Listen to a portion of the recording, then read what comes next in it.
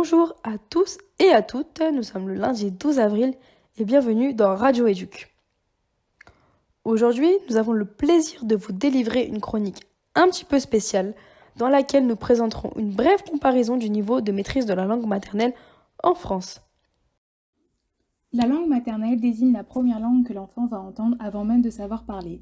Cette langue va lui permettre de communiquer avec son entourage dès le plus jeune âge. La langue maternelle va être assimilée de façon naturelle, sans forcément de cours, et nous allons vous montrer quels sont les avantages et les difficultés que peuvent rencontrer les personnes ayant comme langue maternelle une langue différente de celle d'origine du pays où ils vivent.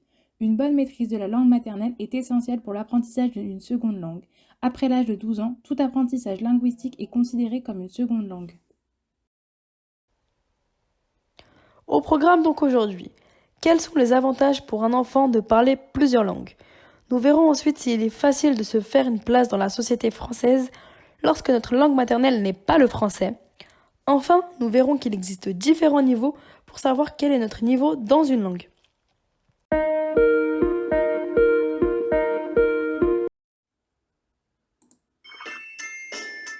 Je m'appelle Bella et j'ai 4 ans. Me llamo Bella, tengo 4 años.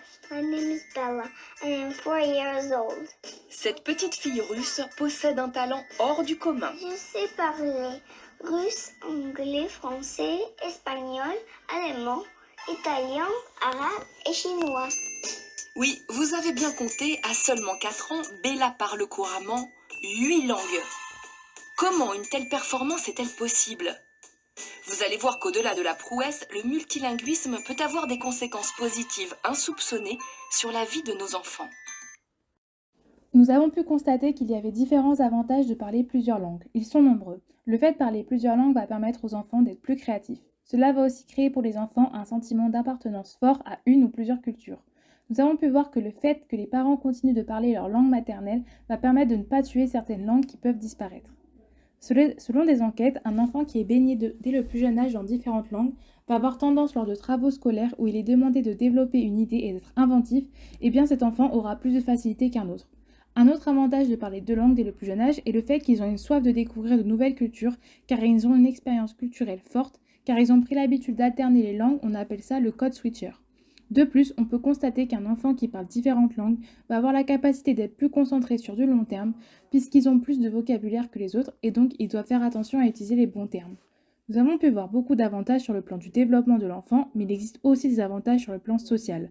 Un enfant parlant plusieurs langues va avoir la capacité d'aller plus facilement vers les autres et de se sociabiliser. Il va arriver à créer un lien avec les autres plus rapidement.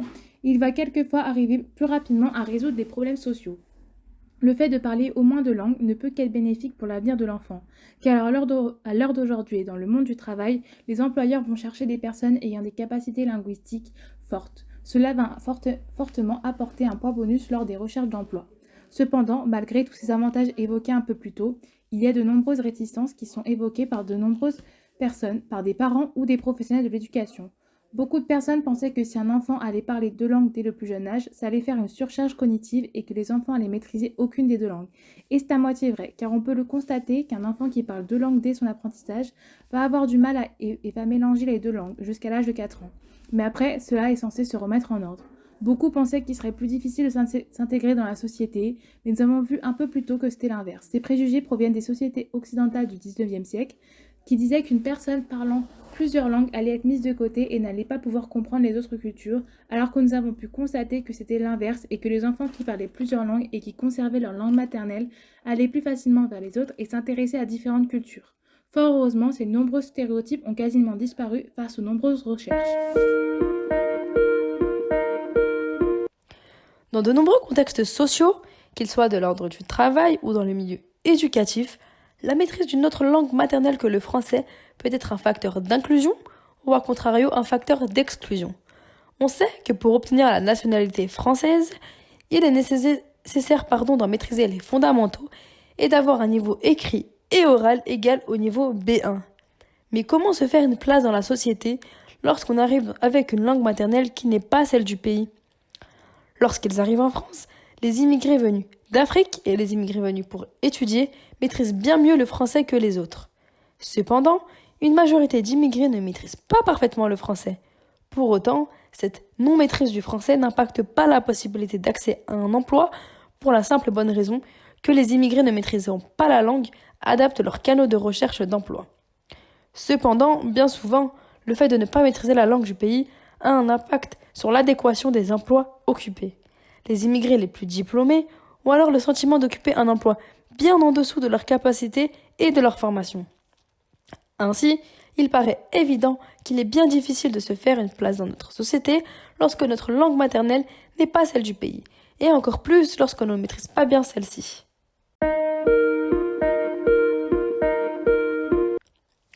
Langue maternelle ou non, chaque langue maternelle européenne se référencie par le cadre européen de référence pour les langues, le CECRL.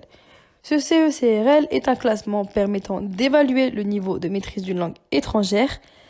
Ces différents niveaux que l'on va rencontrer dans l'apprentissage d'une nouvelle langue permettent à l'apprenant de s'améliorer toujours un peu plus, mais surtout, ces niveaux permettent de classer l'individu et de déterminer quel niveau de maîtrise de la langue il a. Ainsi, il existe 3 niveaux de maîtrise d'une langue. Les niveaux A1 et A2, dans lesquels les apprenants sont des utilisateurs élémentaires de la langue. Autrement dit, les niveaux A1 et A2 sont des niveaux introductifs ou de découverte de la langue. Les niveaux B1 et B2 sont quant à eux d'un niveau plus intermédiaire. Les apprenants sont des utilisateurs indépendants, capables de tenir une discussion. Enfin, les niveaux C1 et C2 sont les niveaux les plus avancés, dans lesquels l'apprenant maîtrise presque totalement la langue. On dit de quelqu'un qu'il est bilingue lorsqu'il a atteint le niveau C2. En France, pour acquérir la nationalité, l'individu doit avoir le niveau B1 oral et écrit du CERCL. Mais certaines personnes n'ont pas à fournir ce diplôme.